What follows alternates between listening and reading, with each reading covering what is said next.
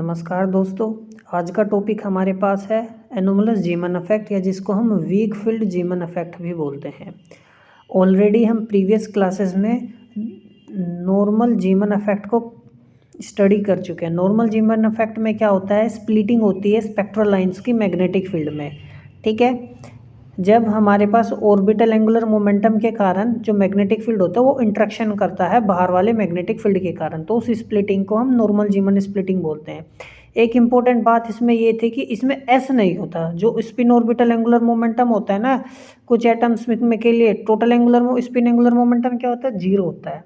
ठीक है, अब आज दूसरा टॉपिक हम पढ़ेंगे एनोमलस जीमन इफेक्ट। इसमें क्या होता है, वीक मैग्नेटिक फील्ड होता है। अब वीक मैग्नेटिक फील्ड कहने का मतलब ये होता है कि जो बाहर का मैग्नेटिक फील्ड अप्लाई कर रहे हैं वो वीक है। किसकी कंपैरिजन में, इंटरनल मैग्नेटिक फील्ड की कंपैरिजन में। ठीक है, और जिसकी वजह से दोनों फील्ड के बीच में क्या होता है, इंट्रैक्शन होता है। और स्पेक्ट्रल लाइंस की जो स्प्लिटिंग होती है वो 3 से ज़्यादा स्पेक्ट्रल लाइंस हमें मिलती है, 3 से ज़्यादा कंपोनेंट्स हमें मिलते हैं।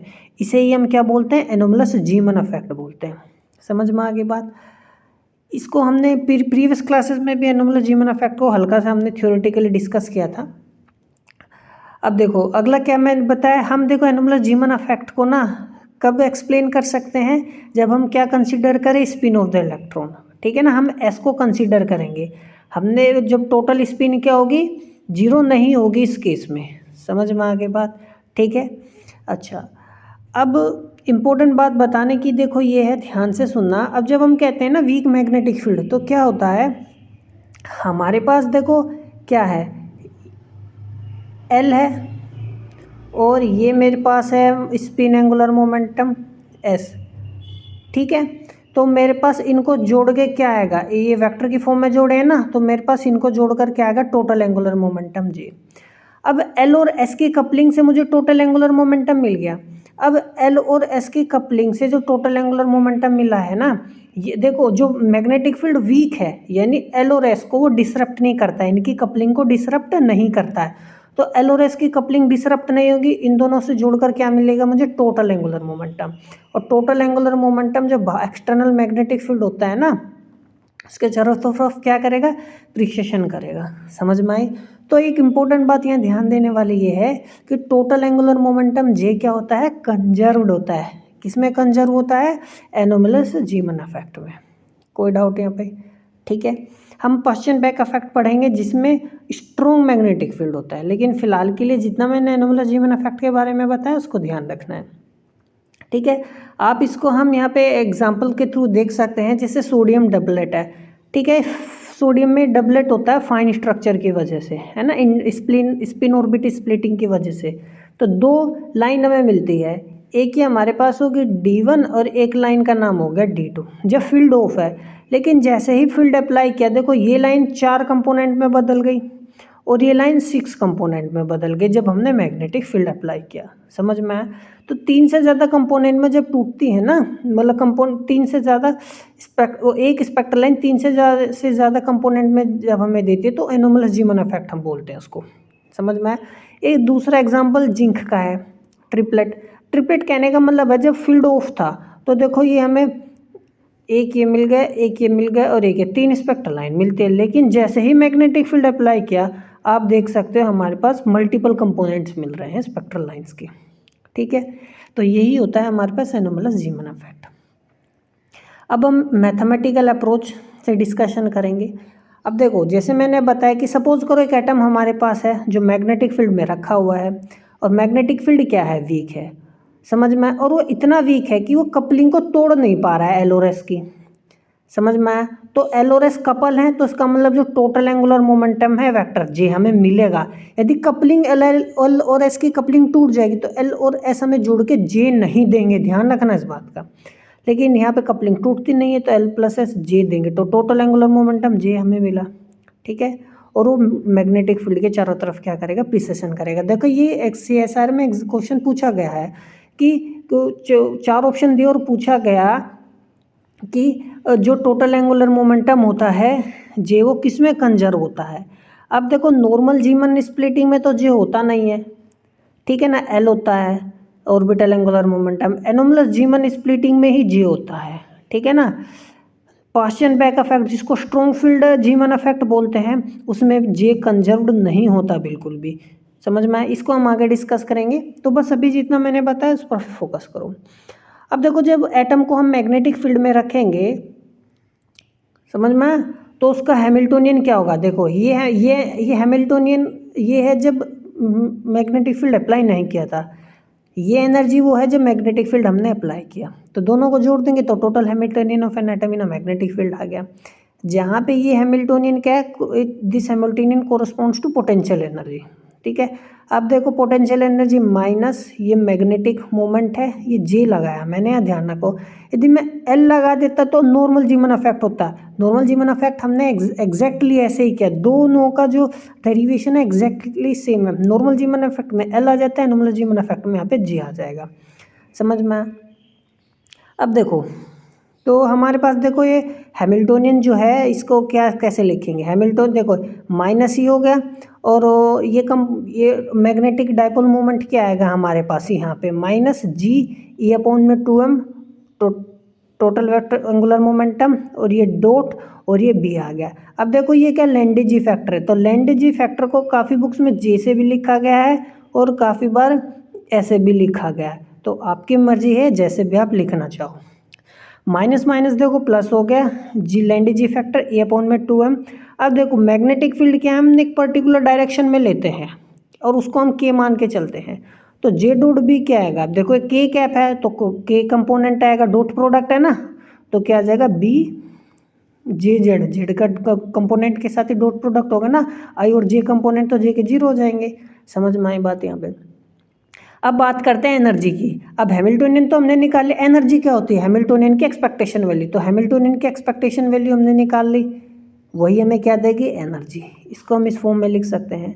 अब जो ये है हमारे पास, ठीक है, अब ये एक्चुअली में है क्या। अब देखो ये ई नोड वो एनर्जी है, एन से भी लिख सकते हो, कोई दिक्कत नहीं है, जब मैग्नेटिक फील्ड अप्लाई नहीं किया था। समझ में आया?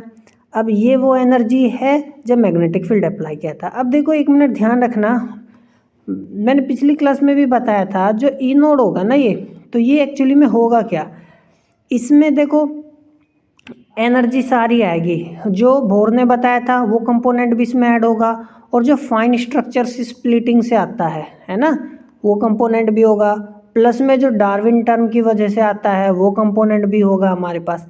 एक तो समझ में आया मैं क्या बात कर रहा हूँ? ठीक है, तो ई जो ये हमारे पास वो है, इसका हमने पूरा डेरिवेशन पिछली क्लासेस में ऑलरेडी हम कर चुके हैं। तो ये है, इसका हमें यहाँ पे कोई काम नहीं है, बस इसको बताया गया कि ये वो एनर्जी है जब मैग्नेटिक फील्ड में एटम को नहीं रखते। ठीक है, अब देखो पोटेंशियल एनर्जी को जब हमने उठा के इसमें रखा तो ये पूरा टर्म बाहर आ जाएगी, और एक्सपेक्टेशन किस पर लग जाए, एक्सपेक्टेशन वैल्यू किसकी आएगी, जे जेड की, है ना, टोटल एंगुलर मोमेंटम इन जे डायरेक्शन। समझ में? और इसकी एक्सपेक्टेशन वैल्यू कितनी होती है, mgh।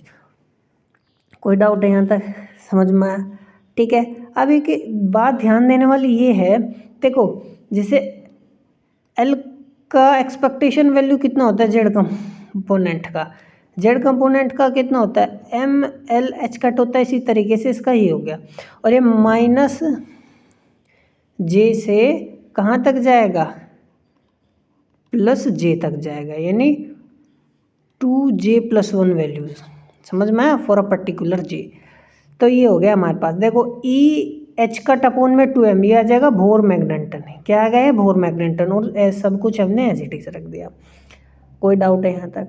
अब shift in the energy of the state with quantum number NLJM। देखो शिफ्ट क्या होगा, देखो पहले तो एनर्जी ये थी, लेकिन मैग्नेटिक फील्ड में रखने से ही इतना एडिशन हुआ है हमारे पास, तो यही तो इतना तो शिफ्ट आया।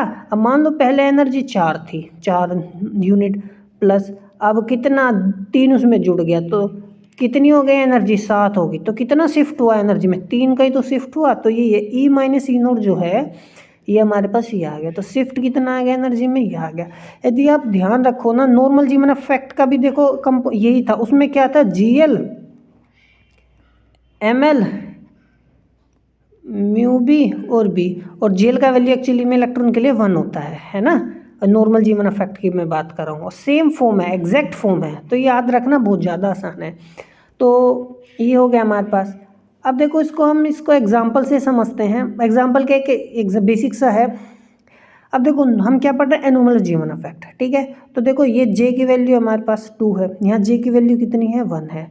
अभी हमने देखा ml मतलब 2 माइनस जे से जे कंपोनेंट हो गए ना, तो जे का वैल्यू 2 है, तो +2 +1 0 -1 -2 और 1 है तो +1 0 और -1, समझ में आया। अब देखो इस लैंडिजी फैक्टर है ना, इस लेवल का और इस लेवल का लैंडिजी फैक्टर क्या होगा, अलग अलग होगा, समझ में आया। क्योंकि जे की वैल्यू भी अलग अलग है, दोनों के एल का वैल्यू भी अलग अलग है, एस का वैल्यू भी अलग अलग है, तो जी का वैल्यू भी क्या होगा, अलग अलग होगा। समझ में आ गई बात, ठीक है। अब देखो ध्यान से पोलराइजेशन, ये तो सिग्मा पोलराइजेशन ये होता है, ये हमारे पास सिग्मा पॉजिटिव है और ये क्या है सिग्मा नेगेटिव, और ये क्या है पाई। ये एक्चुअली में पाई क्या होता है, पाई वो कंपोनेंट होते हैं जो हमें मैग्नेटिक फील्ड जब 0 होता है ना तब भी मिलते हैं, समझ में आया या नहीं आया, ठीक है।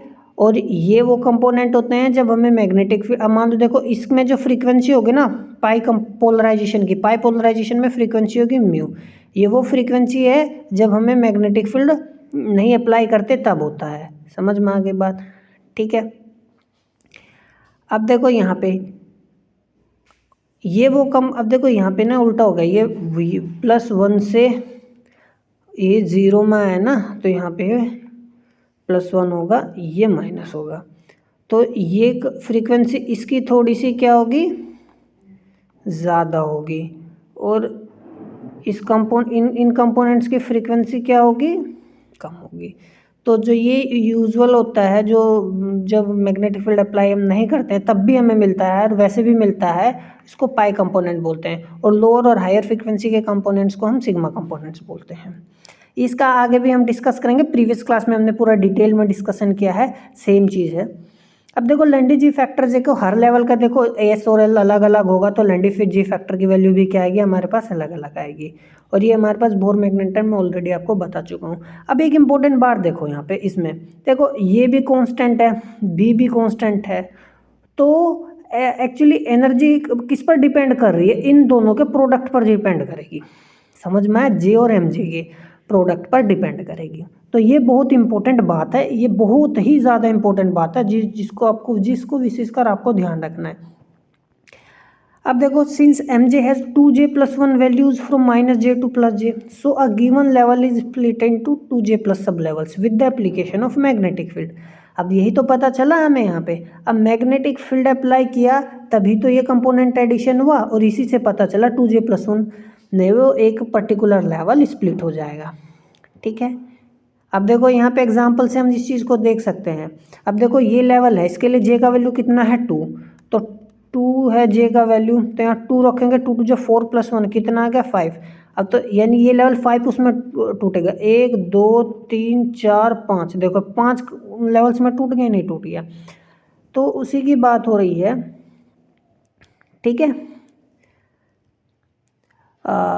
अगला देखो जो मैं इंपॉर्टेंट आपको बता रहा था कि जी जो है ना डिफरेंट है, ये बहुत इंपॉर्टेंट है, ये नोट में मैंने इसीलिए लिखा है, g is different for different value of g, g जो है अलग अलग वैल्यू के लिए अलग होगा, तो we get different components for the same change in the value of del M G, del M G की सेम चेंज जो होगा ना उसके लिए हमें क्या मिलेंगे, डिफरेंट कंपोनेंट्स। समझ में आ गया बात या नहीं आई, कोई डाउट है, ठीक है। Since J is different for different value of J, different J के डिफरेंट वैल्यू, अब देखो दो वैल्यू थे ऊपर नीचे, दोनों के लिए जे का वैल्यू अलग, जे का सॉरी जी का वैल्यू अलग अलग है, आप इस चीज़ को देख सकते हो यहाँ पे, जी यहाँ पे 2 है, जी 3/2 है, कि यहाँ पे 1 था यहाँ पे 2 था, ठीक है। तो ये जो प्रोडक्ट है ना, ये प्रोडक्ट जो है यही इंपॉर्टेंट है, इन प्रोडक्ट की वजह से ही स्प्लिट हमें एक्स्ट्रा कंपोनेंट्स मिल रहे हैं, क्योंकि नॉर्मल जीमिंग में क्या था, जे का वैल्यू 1 था ना, तो और एक्स्ट्रा कंपोनेंट्स हमें मिल ही नहीं रहे थे, तो ये इंपॉर्टेंट बात है, ध्यान से देखो g is different for different value of J, क्योंकि देखो नॉर्मल जीमिंग कंपोनेंट हमें क्या था, नॉर्मल हमें ये था नॉर्मल जीमन स्प्लिटिंग में, है ना, तो ये तो कांस्टेंट है ये, और एम एल हमारे पास था यहाँ पे, लेकिन जी है तो जिसकी वजह से और एक्स्ट्रा कंपोनेंट्स हमें मिल रहे हैं। तो anomalous splitting depends not on change in M J but on product, इस प्रोडक्ट पर निर्भर करते हैं, informing thereby that it is G which is responsible for anomalous G1 effect. कोई डाउट है यहाँ पे? अब shift in the energy in terms of Lorentz unit. अब देखो शिफ्ट क्या कितना है, ये ऑलरेडी हमने देखो लोरेंज यूनिट में बताना है। ये शिफ्ट हमने देखो अभी ऑलरेडी डिस्कस किया है आपके साथ, ये होता है। अब देखो यहाँ पे हमने क्या क्या कंपोनेंट बोर मैग्नेटन का वैल्यू लिख दिया। एच कट को क्या लिख दिया, एच अपॉन में 2 पाई होता है एच कट का वैल्यू, ये आप भली भांति जानते होंगे, ठीक है। एच अपॉन में 2 पाई होता है। लोरेंज यूनिट में बताना है हमें कितना एनर्जी आएगा।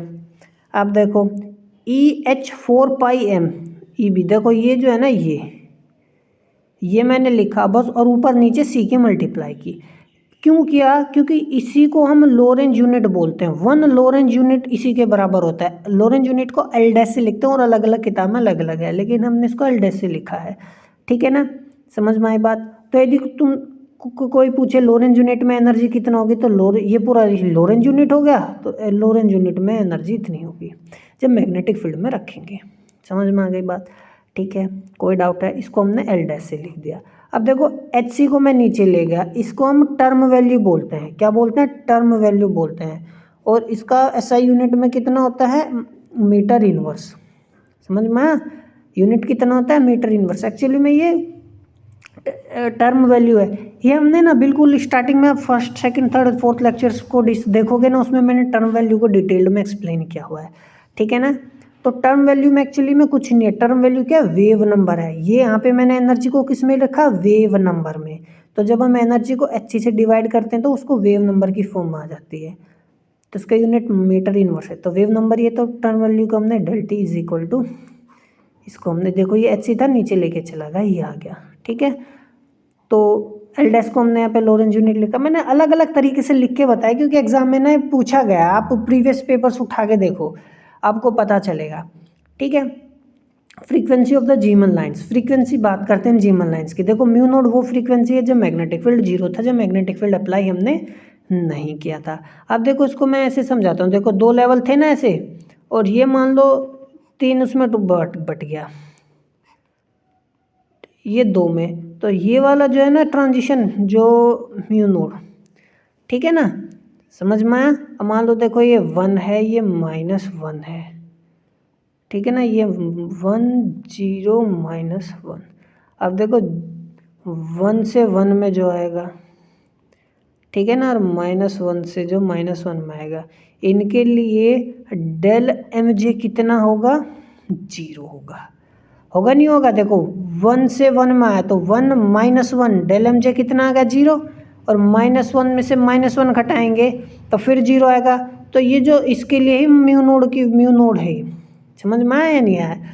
तो frequency when B is 0, mu B magnetic field को कोरस्पॉन्ड कर रहा है जब मैग्नेटिक फील्ड हमने अप्लाई किया।